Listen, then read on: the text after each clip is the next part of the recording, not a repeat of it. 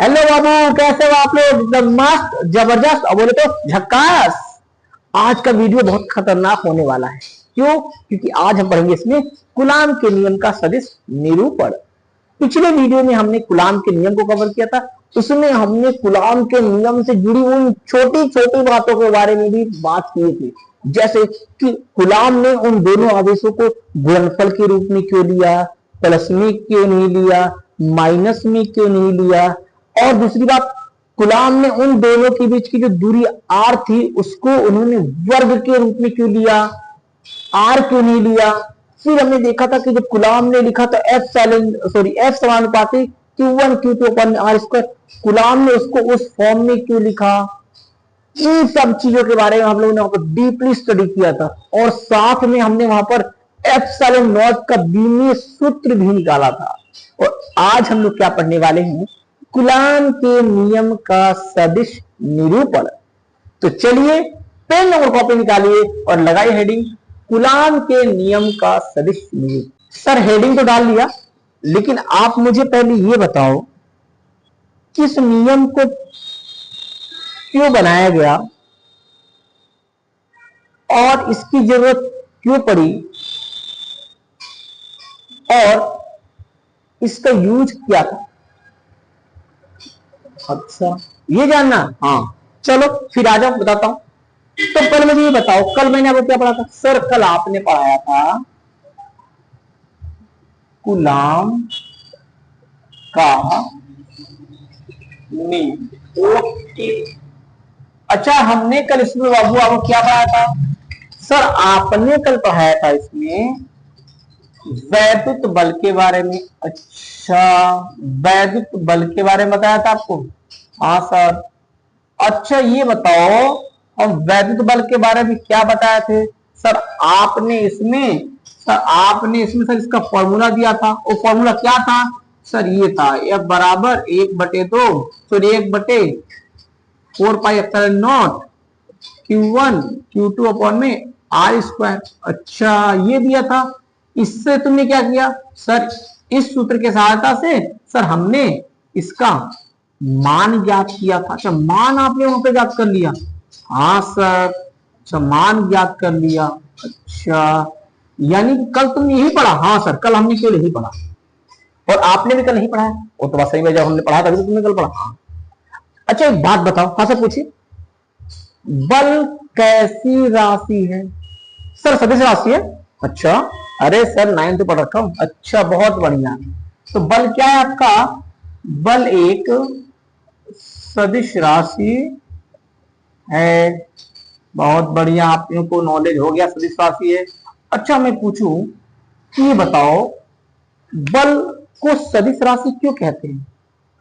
Sir क्योंकि sir उसके पास दिशा होता है और मान होता है। अच्छा इसलिए बोलते हैं? हाँ। अच्छा भाई, क्या होता है उसके पास? मान होता है और दिशा होता है, इसलिए हम उसको क्या बोलते हैं? सदिश राशि। ये बात बिल्कुल सही है। लेकिन आप मुझे ये बताओ कि आपने इन दोनों में से क्या निकालना सीखा है? सर मान।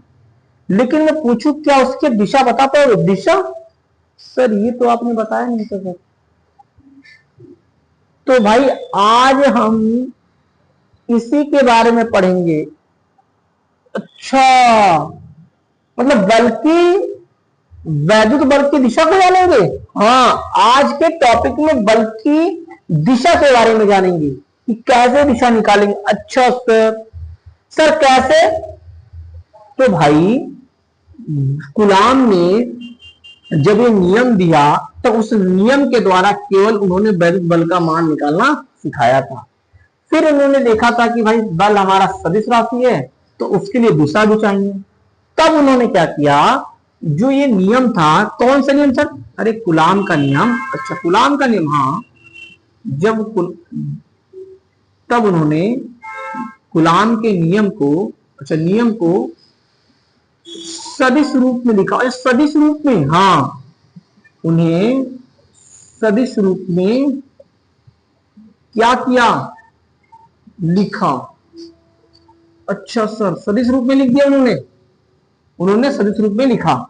अच्छा सर, ऐसे ही उन्होंने इस नियम को सदिश रूप में लिखा तो तुरंत उन्होंने ये बात कहा कि ये जो नियम है इसे हम बोलेंगे कूलाम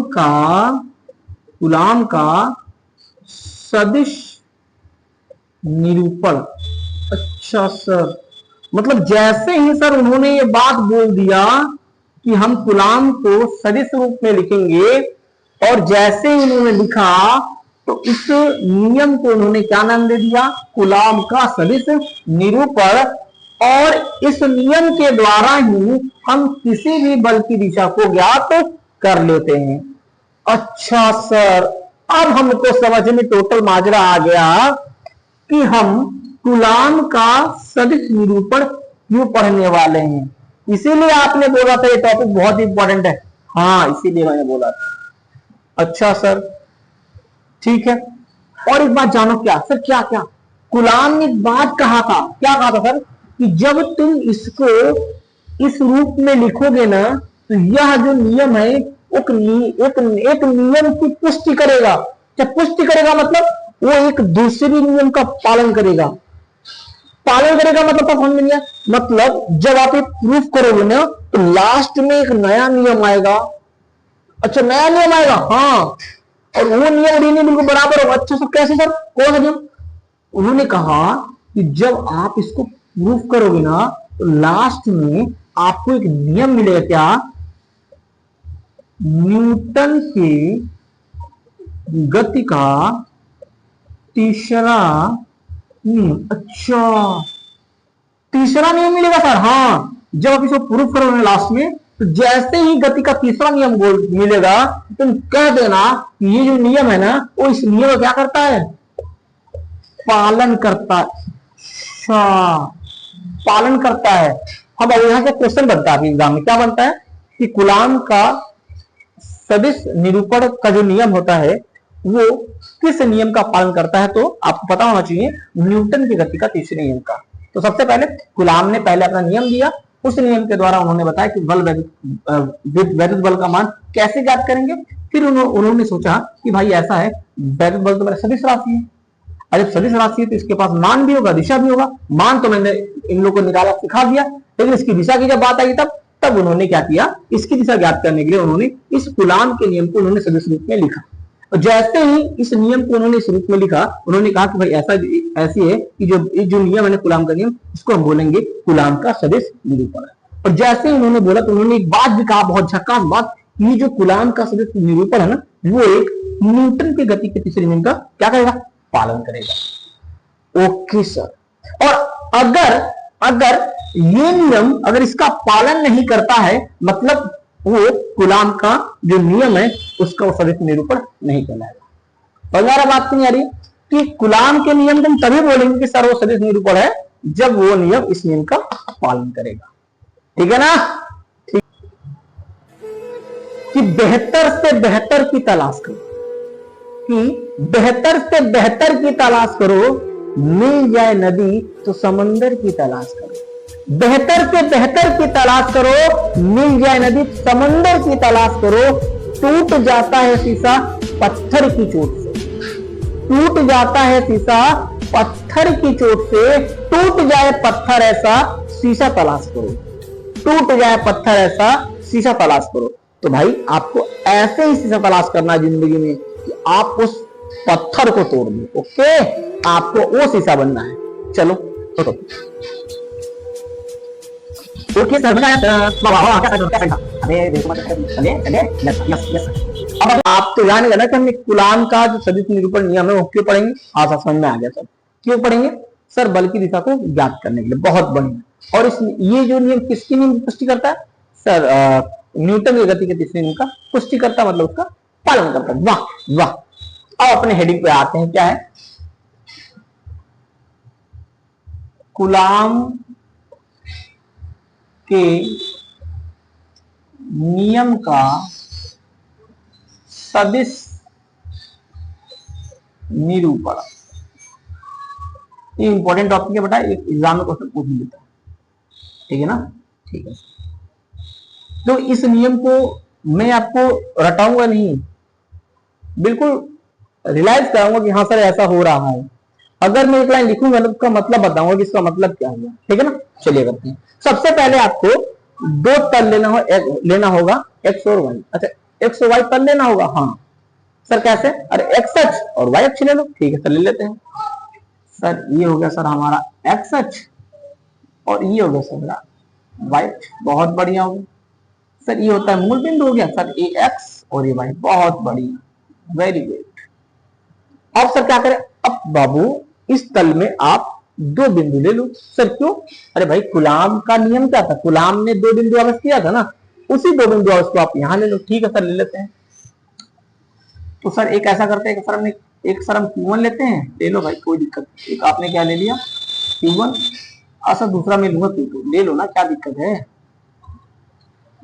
सर, Q2 ले लेंगे, बहुत बढ़िया। तो पहले इस बात को लिखते हैं क्या कि माना x और y तल में दो बिंदु आवेश Q1 और Q2 स्थित, ठीक है ना। चलो लिखते हैं, माना x तथा y तल में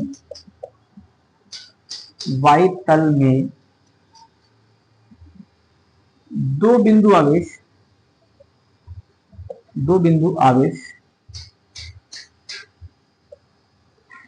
Q1 तथा Q2 स्थित है। ठीक है, मैंने ये बात आपने समझाया और हमने लिख भी लिया।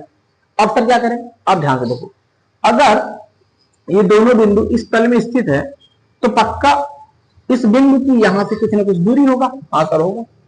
तो चलो यहां से इसकी दूरी को मिलाते हैं। तो ओ से दूरी देखा, जब ओ से हमने दूरी देखा मतलब इसकी दूरी, तो क्या मिला हमको सर? ओ से दूरी क्या मिला? Vector R1। अच्छा वेक्टर R1 है सर, हाँ ये वेक्टर R1 है। और यहां से इसकी दूरी ये वेक्टर R2। अच्छा वेक्टर R2। अच्छा सर ये क्या है सर? वेक्टर R1 और वेक्टर R2, बाबू ये बोलेंगे इसकी स्थित सदिश। अच्छा स्थित सदिश, हाँ सर। सर ये क्या होता है स्थित सदिश, बताइए एक बार। चलो देखो ध्यान से, पहले समझाता हूं क्या कि स्थित सदिश होता क्या है। देखो पर मैंने क्या बोला सर, आपने वेक्टर R1 और सर वेक्टर R2 को आपने बोला सर स्थिति सदिश।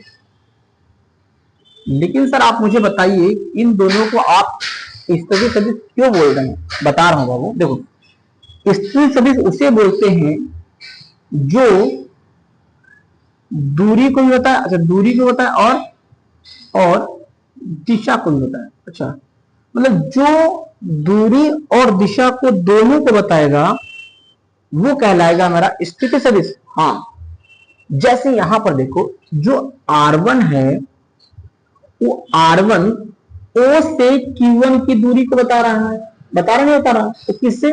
R1 से। और जैसे ही इस पर हमने वेक्टर लगाया ये तो तुरंत ये बताया कि O से जो Q1 है वो किस दिशा में। तो ये तीर जो है दिखा रहा है इसकी दिशा। आई ना बात समझ? बिल्कुल सर, कि R1 O से Q1 की दिशा दिखा रहा है और जैसे इस पर वेक्टर लग गया मतलब पूरी दूरी दिखा रहा है, और जैसे इस पर वेक्टर लग गया तो वो इसकी दिशा को बता रहा है। सेम बात यहां पर भी होगी। जो वेक्टर R2 है वो O से Q2 की दूरी बता रहा है और वेक्टर जो इस पर वेक्टर लगा है वो इसकी दिशा बता रहा है। ये तीर इसकी दिशा बता रहा है कि O से किस डायरेक्शन में, किस दिशा में है। तो बाबू इसीलिए हम इसको क्या बोलते हैं? स्थिति सदिश। सर समझ में आ गया कि स्थित सदिश का मतलब क्या होता है कि ये यहां पर Q1 तथा Q2 के दूरी O से और इसकी O से दिशा को भी बता रहा है। आई बात समझ? ठीक, इस बात को ध्यान देना। ओके सर, तो लिख दे फटाफट। बिल्कुल सर, कि माना Q1 का स्थिति सदिश क्या है सर? वेक्टर R1 है, बहुत बढ़िया। और Q2 का स्थिति सदिश क्या है सभी वेक्टर आती है। ठीक है सर, अब बताएंगे सर? हाँ बिल्कुल बताएंगे। अच्छा, अब मान लो कि यहां पर अपने पास दो आवेश हैं, तो जो दो आवेश है तो क्या होगा? तो सर आपने पिछले क्लास में बताया था कि जब दो आवेश होगा तो पक्का और वैद्युत बल काम करेगा। हाँ काम करेगा।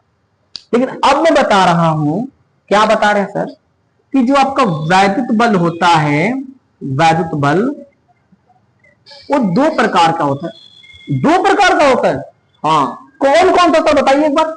देखो बाबू, पहला आपका होता है प्रतिकर्षण, प्रतिकर्षण वैद्युत बल। अच्छा सर, सर दूसरा, दूसरा होता है आपका आकर्षण वैद्युत बल।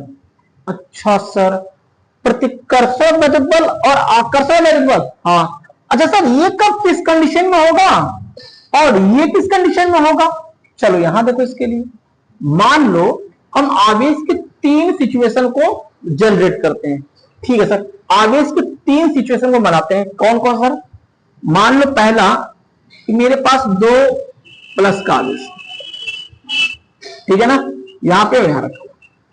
फिर हमने माना कि मेरे पास दोनों माइनस का आवेश है। फिर हम तीसरा माना कि मेरे पास एक प्लस का आवेश है और एक माइनस का आवेश है। तो ये बताओ कि अगर यहां पर दो आवेश है, कुछ दूरी पर स्थित है, तो पक्का इनके बीच में क्या काम करेगा? बल काम करेगा। तो यहां पर भी सर, यहां पर भी बल काम करेगा, यहां पर सर, यहां पर भी बल काम करेगा। सर दोनों जगह सर, तीनों जगह सर वैद्युत बल काम कर रहा है। सही बात है, वैद्युत बल काम कर रहा है।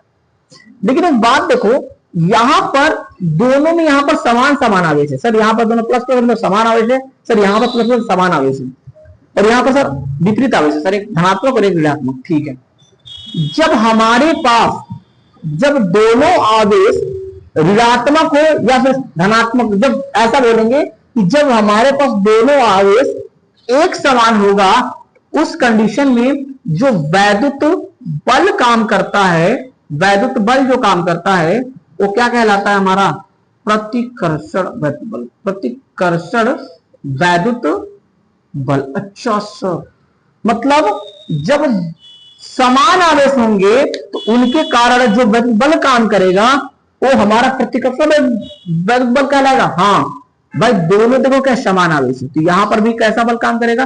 वैद्युत बल तो काम करेगा, लेकिन कैसा? प्रतिकर्षण वाला। यहां पर वैद्युत बल काम तो करेगा, लेकिन कैसा? प्रतिकर्षण बल वाला। आई ना बात समझ? और सर इस कंडीशन में क्या होगा? इस कंडीशन में क्या होगा? चलो, तो जब आपने इन दोनों को मिलाया तो ये क्या है सर? ये जो होता है, जो लाइन है ना, ये लाइन जो है वो इन दोनों आवेशों के केंद्र से हो जाता है। अच्छा, केंद्र से हो जाता है। हाँ, ये हमारा अक्ष है। तो जैसे ही प्रतिकर्षण बल काम करेगा, Q1 इधर भागेगा और Q2 इधर भागेगा। अच्छा सर, वैसे ही जब जैसे आप प्रतिकर्षण बल काम करेगा तो Q1 इधर भागेगा, Q2 इधर भागेगा।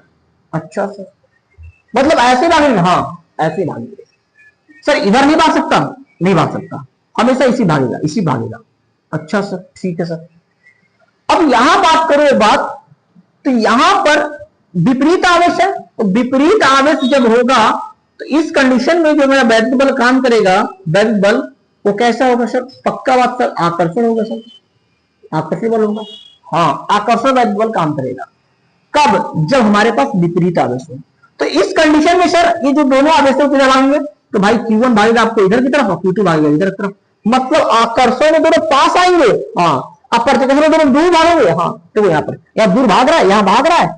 तो जब समान आवेश होंगे तो वहां पर वैद्युत बल, प्रतिकर्षण बल काम करेगा, और दोनों आवेश दूसरे से दूर भागेंगे, वो भी अपने अक्ष पर भागेंगे, न कि इधर न कि इधर, वो इसी अक्ष पर भागेंगे, इसी अक्ष पर भागेंगे। और सब जब इनके बीच जब आवेश विपरीत हो तो उनके बीच वैद्युत बल जो काम करता है वो आकर्षण बल काम करता है, और वो दोनों एक दूसरे की तरफ भागते हैं, एक दूसरे की तरफ भागते हैं और उसी अक्ष पर भागते हैं। अच्छा सर, सर ये अक्ष पर भागते हैं, इनके कुछ होता है क्या? हाँ, क्या होता है सर? ध्यान दो, क्वेश्चन पूछता है कि वैद्युत बल को केंद्रीय बल क्यों कहते हैं? केंद्रीय बल क्यों कहते हैं? केंद्रीय बल क्यों कहते हैं? क्वेश्चन उठता है ऐसे। इस बात का आंसर मिल गया आपको? क्या मिला सर? ध्यान से देखो, वैद्युत बल को केंद्रीय बल इसलिए कहते हैं क्योंकि जब ये बल इन दोनों पे काम करता है, जब ये वाली बात आएगी, या तो दोनों एक दूसरे से दूर भागेंगे या फिर एक दूसरे के पास आएंगे, उस कंडीशन पर दोनों आवेश इस अक्ष पर ही गति करेंगे, इस अक्ष पर ही गति करेंगे, न कि आवेश इधर भागेगा, न कि आवेश इधर भागेगा, न कि आवेश इधर भागेगा, न कि आवेश इधर भागेगा, वो बिल्कुल इसी अक्ष पर गति करेंगे। और अगर एक दूसरे के पास भी आएंगे तो इसी अक्ष पर आएंगे। यही कारण है कि वैद्युत बल को केंद्रीय बल बोला जाता है। तो यहां पर यह क्वेश्चन बहुत इंपॉर्टेंट पूछ लिया जाता है कि वैद्युत बल को केंद्रीय बल क्यों कहते हैं। तो आई थिंक इसका आंसर आपको मिल भी गया और आपको ये भी समझ में आ गया कि वैद्युत बल हमारा दो प्रकार का होता है, प्रतिकर्षण वैद्युत बल और आकर्षण वैद्युत बल। प्रतिकर्षण वैद्युत बल कब काम करेगा? जब दोनों आवेश समान होगा। जब दोनों आवेश समान होगा तो वहां पर वैद्युत बल हमारा प्रतिकर्षण बल होगा। उस कंडीशन में दोनों आवेश एक दूसरे दूर भागेंगे, वो भी अपने अक्ष पर भागेंगे। और जब आवेश विपरीत होगा तो उन दोनों के बीच में वैद्युत बल काम करेगा, वो बल हमारा आकर्षण बल कहलाएगा। और आकर्षण बल के कारण ये दोनों एक दूसरे की तरफ क्या करेंगे? मूव करेंगे, और भी उसी अक्ष पर। और जब उसी अक्ष पर उनकी गति है, यही कारण है कि वैद्युत बल को केंद्रीय बल कहते हैं। समझ में आया? कोई दिक्कत? कोई दिक्कत नहीं। बहुत बढ़िया, बहुत बढ़िया, अति सुंदर। अच्छा सर हमको ये बताइए, आपने गाना क्यों बताया है? भाई ये गाना मैंने इसलिए बताया तुम्हें क्योंकि यहां पर जो मैंने दोनों आवेश लिया है ना, तो वो दोनों आवेश इन तीनों कंडीशन में से ही कुछ हो सकता था। या तो दोनों प्लस प्लस होंगे, या फिर दोनों माइनस माइनस होंगे, या फिर दोनों एक प्लस और एक माइनस होगा। अच्छा सर, अच्छा ये बात थी, इसलिए मैंने बताया। हाँ यही बात था, ठीक है। आगे बढ़े सर? हाँ बहुत आगे बढ़िए सर, आगे बढ़िए, चल रहे। हम मानते हैं यहां पर जो दोनों आवेश है ना, वो कैसा है? मेरे पास दोनों कैसा आवेश है? धनात्मक। अच्छा अगर सर आपने दोनों धनात्मक लिया ना सर, तो पक्का यहाँ पर प्रतिकर्षण बल काम करेगा। अरे वाह, हमारा दिमाग काम करने लगा। तब बताओ तब क्या होगा सर? तब ऐसा होगा सर, Q1 इधर भागेगा और Q2 इधर भागेगा। अरे वाह, यू आर जीनियस। अरे जी, चलो सबसे पहले क्या करेंगे अभी, इन दोनों के केंद्र से इन दोनों को मिलाते हैं। मतलब हम क्या बनाते हैं? इसका अक्ष। ये अक्ष क्या बताएगा? इनके बीच की दूरी बताया, कितनी दूरी है। ठीक है सर। अब हम क्या करें? अब वो निकालते हैं बल जो इन पर काम करेगा। हम निकालें Q1 के कारण Q2 पर बल क्या होगा? सॉरी, Q1 के कारण Q2 पर बल। तो भाई जब Q1 के कारण Q2 बल निकालेंगे तो उस बल का मान होता है Q1 के कारण Q2 पर। तो Q1 के कारण Q2 पर, 1 पहले 2 बाद में, तो Q1 के कारण Q2 पर बल। आई बात समझ? Q1 के कारण Q2 पर बल ये होगा। सर इसकी दिशा कैसे होगी? इसकी दिशा भाई इधर की ओर होगा, इसकी दिशा इधर की ओर होगा। सर दूरी क्या होगी इन दोनों के बीच में इस केस में? तो भाई जो विस्थापन होगा ना, वो आपका ये बताएगा वेक्टर 1 to r। सर ये विस्थापन सर कैसे निकलता है भाई? देखो यहां पर जो आपका वेक्टर r12 लिखा हूं, ये कैसे निकलता है? इसमें क्या होता है कि आप किस बिंदु से किस बिंदु पर जा रहे हैं। तो मान लो मेरा एक बिंदु यहां पर 1 है, यहां पर मेरा बिंदु 2 है, तो हम 1 से 2 की तरफ जाएंगे ना, तो हम ये देखेंगे कि 2 का स्थित सदिश क्या है। तो भाई हम Q1 से Q2 की तरफ जा रहे हैं, तो Q2 का स्थित सदिश क्या है? सर R2, उसको लिखो। इसमें से क्या करो आप, प्रारंभिक यानी Q1 वाले स्थित सदिश को क्या कर दो? माइनस कर दो। समझ आ रहा नहीं आ रहा?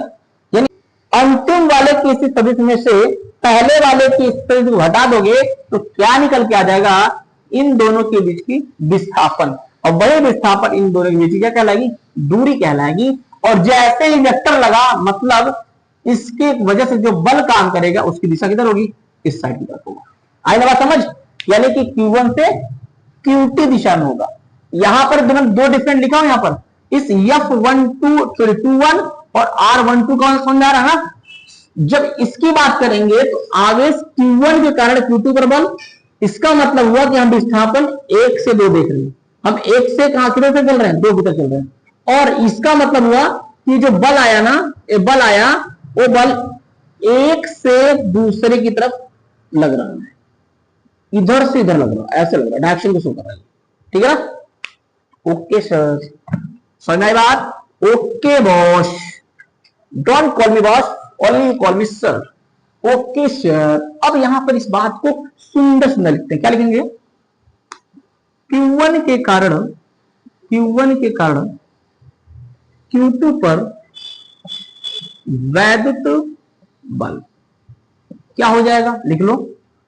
तो वेक्टर F21 बराबर हो जाएगा 1/4 पाई एप्सिलॉन नॉट, पता है आपको। और क्या होता है? Q1 Q2 अपॉन में, अब इनके बीच की डिस्टेंस क्या है सर? ये है तो R12 का square into cap R12। Sir ये क्या है? सर ये क्या है बाबू? ये जो है ना, इसको बोलते हैं एकांक सदिश। क्या बोलते हैं? एकांक सदिश बोलते हैं। और ये इसकी दिशा को बताता है। अच्छा सर, इसकी दिशा को बताता है? हाँ, इसकी दिशा को बताता है। लिख देते पहले सर ये क्या है, मैं समझा रहा हूं, पहले इसको लिख दीजिए। आप जहां वेक्टर कैप वेक्टर R12 एकांक सदिश है,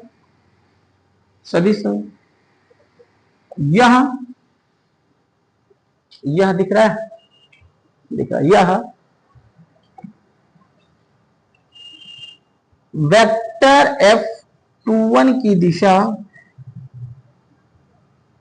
को बताता है।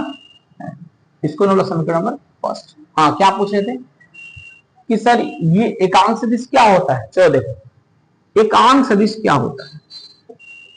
एकांक सदिश, जब हमको किसी भी राशि का एकांक सदिश निकालना होता है, ऊर्जा इस मांग बाहर को भूख लगे खाना खाएगा उसको। देखो एकांक सदिश क्या होता है, जैसे मान लो हमने क्या लिखा, मेरे पास एक वेक्टर ए है, ठीक है ना, और इसका परिमाण क्या होगा सर? इसका परिमाण सर मॉड लगा देंगे, ये इसका परिमाण होता है और ये वेक्टर को, उस राशि के वेक्टर को प्रदर्शित कर रहा है, ठीक है सर। अगर मैं इनका अनुपात लूं, अनुपात मतलब वेक्टर ए बटा में मॉड वेक्टर ए लेंगे, मतलब उस वेक्टर को ले लें और उसका परिमाण ले लें, तो जो इनका अनुपात आएगा ना, वही हमारा क्या कहलाएगा? कैप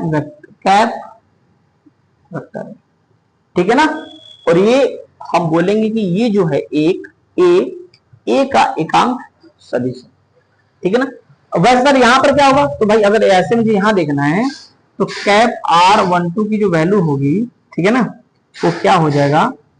वेक्टर R12 अपॉन में इसका परिमाण, यानी कि मॉड वेक्टर R12, ठीक है ना। ये इसकी एकांक सदिश होता है, वो इसकी दिशा को बताता है। आपने 11th में ये चीज पढ़ रखा होगा, ठीक है ना। बट कोई नहीं, मैं मेरा काम ये बताना कि पॉइंट को बता चलूंगा। अब मेरा क्या, अब मैं किस नंबर पहुंचूंगा सर? अब हम पहुंचेंगे सर 2 के कारण 1 पर निकालेंगे कहीं पर। तो जब 2 के कारण 1 पर निकालेंगे तो लिख देते हैं वैद्युत बल क्या होगा सर? ये होगा वेक्टर एफ। चलो तुम बताओ सर, 2 के कारण 1 पर निकालेंगे तो 2 पहले थे 1 बाद में, यानी कि F12। बहुत बढ़िया। इसकी दिशा के लिए सर, इसकी दिशा के पहले इसका विस्थापन जानते क्या है? इसकी विस्थापन भाई ऐसे हम चलेंगे इधर से Q2 से Q1 की तरफ, तो क्या हो जाएगा? R12, यानी कि बल की दिशा इधर की ओर काम करेगा, ये बल की दिशा इधर की ओर। ओके सर, ये कैसे आया? वेक्टर बता दे रहा हूं। R12 कैसे आएगा बताओ मुझे सर। हम यहां से सर प्रारंभ किए थे सर, अंतिम बिंदु सर हमारा क्या है? Q1, और इसका एकांक सदिश, सॉरी इसकी सदिश क्या है सर? Vector R1। और प्रारंभिक वाला क्या है सर? R2। इसमें से माइनस कर लो तो ये वाली वैल्यू आ जाएगी। समझ आई बात? Okay sir. अब इसको लिख लो, ऐसे ही लिख लो, क्या Q2 के कारण Q1 पर वैद्युत बल, ओके क्या हो जाएगा भाई? तो सर ये हो जाएगा वेक्टर F12 बराबर 1/4 pi epsilon not Q1 Q2 upon में दूरी क्या है सर? ये R12 का स्क्वायर, यहां का लगा देंगे कैप R12। समझ में आ गया ना सर? समझ में आ गया। ये क्या है बताओ मुझे सर? एकांक सदिश लिख देंगे, जहां कैप 12 एकांक सदिश है। अच्छा सदिश है तो क्या करेगा? सर ये इसकी दिशा को बताएगा, जो वेक्टर F12 की दिशा को क्या करेगा, बताता, इसको बोलेंगे समीकरण नंबर 2। अच्छा एक बात आप नोटिस करो सर, क्या नोटिस करें सर, यहां पर देखो, जो इसमें भी जब ये आपने बल निकाला, पहला बल जो आपने निकाला Q1 के कारण Q2 पे जब आपने बल निकाला, उस कंडीशन में जो इस बल का मान था और Q2 का Q1 पर जब इस कंडीशन का बल का मान था, यानी ये बल और ये बल आपको समान दिख रहा है। सर कैसे समान है, ध्यान दो, ये वैल्यू तुम्हारे कांस्टेंट, दोनों वैल्यू कोई बात नहीं। आगे देखो, यहाँ पे Q1 Q2, यहाँ भी क्या है Q1 Q2, यहाँ पे क्या है सर R12 है, यहाँ पर, यहाँ मिस्टेक हो गया, सॉरी मिस्टेक हो रहा है कुछ, यहाँ मिस्टेक हो गया, यहाँ मिस्टेक हो गया, हम 2 से चलने 1 तरफ ना, 2 1, वेरी सॉरी, ओके अब सही है, ठीक है। अब यहाँ ध्यान दो, तो यहां पर आवेश का मान समान सर, जो आवेश आपने यहां लिया वही आवेश आपने यहां लिया, दूरी सर दूरी भी सेम है भाई, दूरी दोनों का भी वही है ना, इस केस में भी दूरी वही ले रहे हैं, इस केस में भी दूरी ले रहे हैं, लेकिन सर आप 1 2 2 1, ये क्या बता रहा है सर, ये डायरेक्शन बता रहा है, ये डायरेक्शन बता रहा है कि जब हम इधर से इधर चलेंगे तो ये जो बल आएगा ना उसकी दिशा किधर होती होगी, समझ में आ रहा है। और जब हम इस पर, जब इसकी वजह इस पर देंगे तो सर डिस्टेंस तो हमारी वही है, लेकिन उस बल की दिशा किधर की होगी, तो ये होगी, तो ये दिशा को बता रहा है, मतलब ये अपोजिट डायरेक्शन में, बल तो समान है लेकिन अपोजिट डायरेक्शन में, यानी कि ये दोनों इनसे बराबर बल लगा रहे हैं और विपरीत दिशा में लगा रहे हैं, तो इसके कारण जब इस पर बल लगा तो ये उधर भाग रहा है, और उतना ही बल Q1 ने इस पर लगाया तो ये भी इधर की ओर भाग रहा है। अच्छा सर Q2 ने Q1 पर जितना बल लगाया उतना ही बल Q1 Q2 में भी लगा रहा है, बिल्कुल लगा रहा है भाई। इसका मतलब सर ये हो गया सर, यहां पर सर क्रिया प्रतिक्रिया वाला हो रहा है, आपने किसी को एक तमाचा मारा तेज, उसने भी आपको मार दिया, सर क्रिया प्रतिक्रिया हो रहा है सर। Q1 कहता है तुम मुझ पे बल लगाओगे तो मैं भी तुम पे बल लगाऊंगा, सर ये तो सर न्यूटन का तीसरा नियम है। वाह वाह वाह, यही बात तुमसे मैं कहना चाह रहा था बच्चा। तो यहां लिखेंगे क्या, समीकरण 1 तथा 2 से, समीकरण 1 तथा 2 से आपने क्या देखा कि सर जो मेरा डायरेक्शन है इनकी बल का वो बिल्कुल विपरीत है। ओके, उसको शो कर दो आप कैसे, पहले इसका डिस्टेंस दिखा दो सर, ये माइनस मॉड्यूलस Q1, सर ये बिल्कुल अपोजिट डायरेक्शन में, सही बात है भाई, दोनों की वैल्यू सेम है, R12 और R21 दोनों सेम है, लेकिन इनकी डायरेक्शन तीन इधर की तरफ इधर की तरफ, तो ये माइनस में वैल्यू नहीं, ये माइनस बता रहा है कि सर ये दोनों अपोजिट डायरेक्शन में है, विपरीत दिशा में। ओके, अब इसका बल कौन सा भाई, 1 2 सर ये है सर F21, लिख दो पर फटाफट, vector F21 is equal to minus vector F12, ये आ गया सर, ये तो सर वही वाला है क्रिया प्रतिक्रिया वाला, आगे समझ में ना।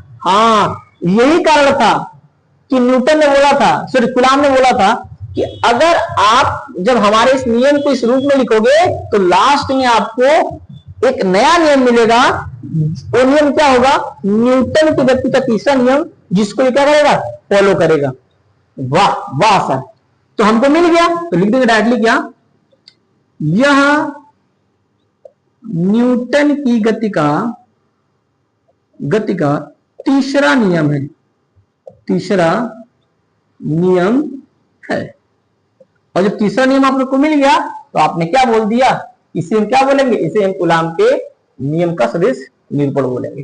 तो भाई आपको समझ में आ गया ना कि भाई कूलाम का जो सदिश निरूपण था वो हमारा न्यूटन की गति का तीसरा नियम को क्या कर रहा है, पालन कर रहा है। आइए यहां पर आपको ये सारे टॉपिक्स अच्छे से समझ में आया होंगे, और यहाँ पर कोई ऐसा चीज नहीं है जो आपको समझ में नहीं आया होगा, एक पॉइंट्स को मैं क्लियरिटी के साथ बताया हूं कि कौन सा चीज क्या क्या है और इस चीज को मैं क्यों लिखा हूं। ओके, चलिए अगले टॉपिक में, अगले वीडियो में मिलते हैं, इसका नया टॉपिक लेकर हम समझेंगे वहां पर कि जो कूलाम का नियम है और गुरुत्वाकर्षण बल का नियम है, दोनों में डिफरेंस क्या है, समानता क्या है। ओके, अगले वीडियो में तब तक के लिए बाय बाय।